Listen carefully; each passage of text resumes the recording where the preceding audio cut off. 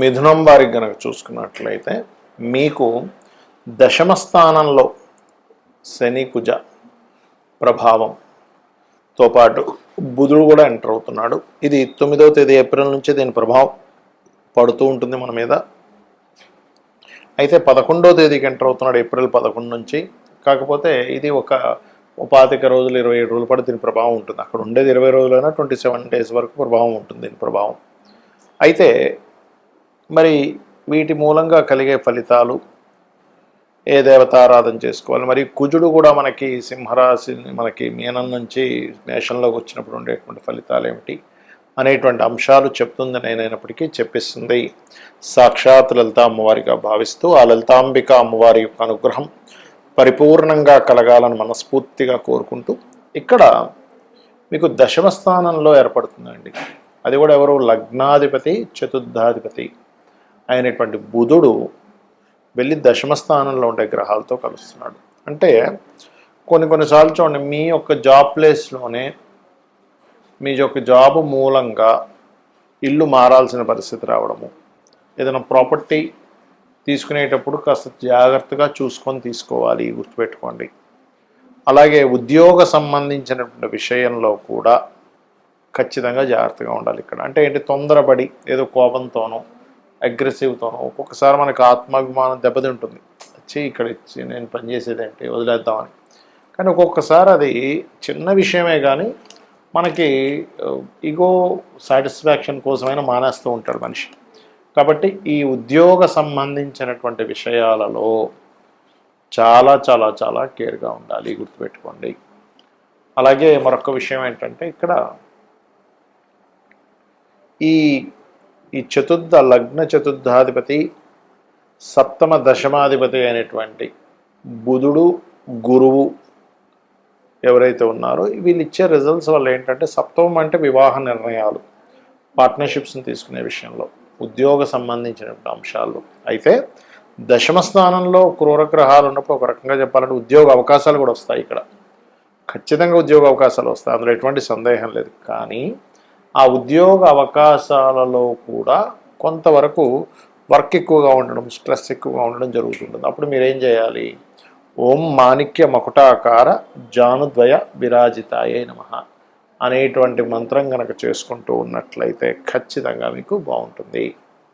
మరి ఈ యొక్క బుధుడు యొక్క ప్రవేశం మూలంగా ఏప్రిల్ 9వ తేదీ నుంచి ఒక 25-27 రోజుల పాటు ఉండే ప్రభావము. దాని తర్వాత మే 12 నుంచి కుజుడు అగ్నితత్వ రాశుల్లోకి వెళ్తున్నాడు. ఇప్పుడు ప్రస్తుతం శనితో ఉన్నాడు, మే 12 నుంచి అగ్నితత్వ రాశుల్లోకి వెళ్తాడు. దీని మూలంగా దేశకాల పరిస్థితుల్లో ఎటువంటి ఫలితాలు ఉంటాయి, మరి మీకు జాతకం తెలియదు అయినా సరే మీరు ఎటువంటి విషయాల పట్ల జాగ్రత్తగా ఉండాలనే విషయాలు తెలుసుకుందాం. మొట్టమొదటిగా ఈ ఇంటర్నెట్ కారకుడు బుధుడు, గుర్తుపెట్టుకోండి. ఇంటర్నెట్, కమ్యూనికేషన్సు, ఈ మెయిలింగు, అడ్వర్టైజ్మెంటు, లేకపోతే మనకి ఈ వార్తాపత్రికలకు సంబంధించిన యూట్యూబ్ ఇవన్నీ ఉంటాయి కదా, వీటికి కారకుడు. కాబట్టి ఈ రంగాల్లో ఉండేటువంటి వారు ఈ యొక్క రంగాలకి, ముఖ్యంగా ఇంటర్నెట్ సంబంధించిన సేవలకి, కమ్యూనికేషన్ రంగాలకి, సాఫ్ట్వేర్ రిలేటెడ్ సంబంధించిన రంగాలకి ఇబ్బంది వస్తుంది దీనివలన, గుర్తుపెట్టుకోండి. Point number 1.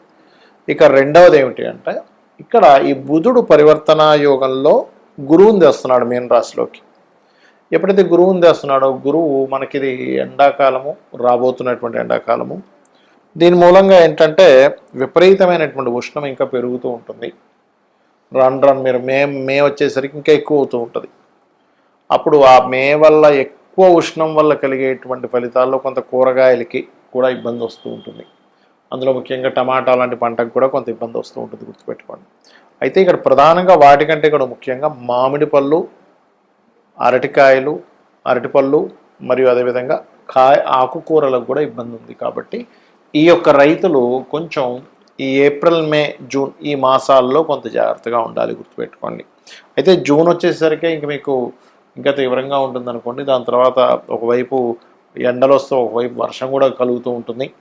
అయితే ఇక్కడ ఈ బుధుడు జలతత్వ రాశుల్లో ఉన్నందుకు జలంలో తిరిగేటువంటి షిప్స్ ఉంటాయి చూసారా, మనకి కొన్ని ఆ షిప్స్కి నావిగేషన్ అనేటువంటిది మిస్ అవ్వడం.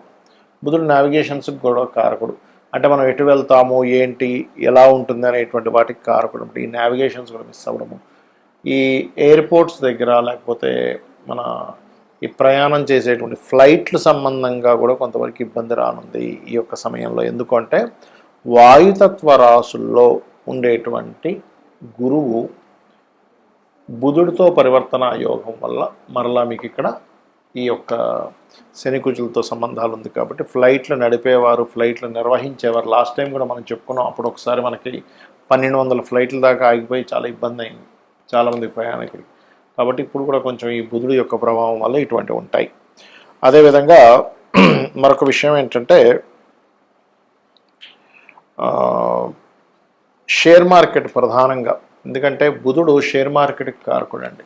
అయితే ఈ షేర్ మార్కెట్ విషయంలో కూడా ముఖ్యంగా 4 రాసుల వారికి మరింత ఎక్కువ ఇబ్బంది ఉంది. ఎవరెవరు అంటే వృషభము, సింహము మరియు వృశ్చికము, కుంభము. ఈ 4 రాసుల వారు షేర్ మార్కెట్ రిలేటెడ్ సంబంధించినటువంటి అంశంలో చాలా చాలా చాలా జాగ్రత్తగా ఉండాలి. కాబట్టి ఈ యొక్క అంశాల్లో ఇప్పుడు నేను ఏవైతే అంశాలు చెప్పానో ఈ యొక్క అంశాల్లో చాలా జాగ్రత్తగా ఉండాలి ఇప్పుడు ఉన్నటువంటి గ్రహస్థితి రీత్యా చూసుకుంటే. మరియు మరొక విషయం ఏంటంటే ఇప్పుడు మనకి చాలామంది ఏమనుకుంటున్నారంటే ఈ సీజ్ ఫైర్ అవుతుంది కదండి, ఈ సీజ్ ఫైర్ అంటున్నారు కదా, ఆగిపోద్దామనుకుంటున్నారు, కానీ ఆగదండి. ఈ యుద్ధం అనేటువంటిది ఎలా ఉంటుందంటే ఒకవైపు సీజ్ ఫైర్ ప్రకటించినట్టే ప్రకటిస్తారు, నెల రోజులు 15 రోజులు అని, మళ్ళీ ఇంకోవైపు చూస్తే ఎక్కడో బాంబు పడుతూ ఉంటుంది.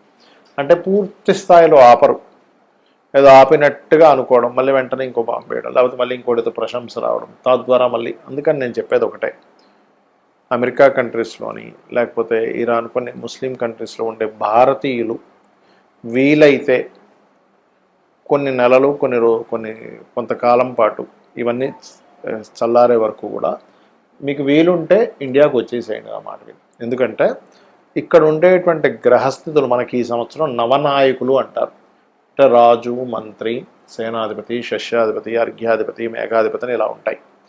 ఇందులో ఈసారి మంత్రి కుజుడైనందుకు ఈ యుద్ధ సంబంధించినటువంటి విషయాలు అనవసరంగా పడుతూనే ఉంటారు. ఎందుకంటే ఒరిజినల్గా అయితే మనం ఎవ్వరూ కూడా యుద్ధం రాకూడదనే కోరుకోవాలి మనస్ఫూర్తిగా.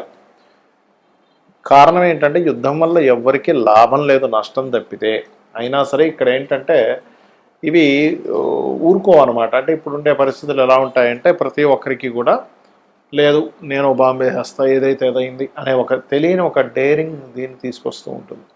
కాబట్టి ఈ మే 12 నుంచి ఇంకా కుజుడు ఓన్ హౌస్లోకి వెళ్తాడు. ఇప్పుడు శనితో ఉన్నాడు, అది గ్రహ యుద్ధంలో ఉన్నాడు. ఇక యుద్ధం అయిపోయి చల్లారిపోద్దాం అనుకుంటాం, కానీ అలా కాదు. ఇక్కడ ఏమవుతుందంటే ఎప్పుడైతే ఈ యొక్క బుధుడు ఈ కుజుడు ఓన్ హౌస్లోకి వెళ్తున్నాడు, ఇది ప్రభావం చూపిస్తూ ఉంటుంది. మరి జాతకం లేని వాళ్ళు ఏం చేయాలి, జాతకం తెలియని వాళ్ళు ఏం చేయాలి అంటే నవగ్రహాల్లో ప్రత్యేకంగా కుజ, బుధ, శని గ్రహాల దగ్గర దీపారాధన చేయండి. కాస్త గోశాలలకు వెళ్ళి గోవులకి బెల్లము, క్యారెట్స్, గోంగూర లాంటివి తినిపించండి. చండీ వినండి. చండీ మీరు ఎంత వింటూ ఉంటే అంత బాగుంటుంది, గుర్తుపెట్టుకోండి. చండీ పారాయణం చేయడం, చండీ వినడం, రుద్రం వినడం, రుద్రాభిషేకం చేయడం. ఇంటి నుంచి మీరు బయటికి వెళ్ళేటప్పుడు కొన్ని సరిహద్దు ప్రాంతాల్లో ఉంటూ ఉంటారు, లేకపోతే కొన్ని దేశాల్లో చాలా ఘోరంగా ఉంది పరిస్థితి.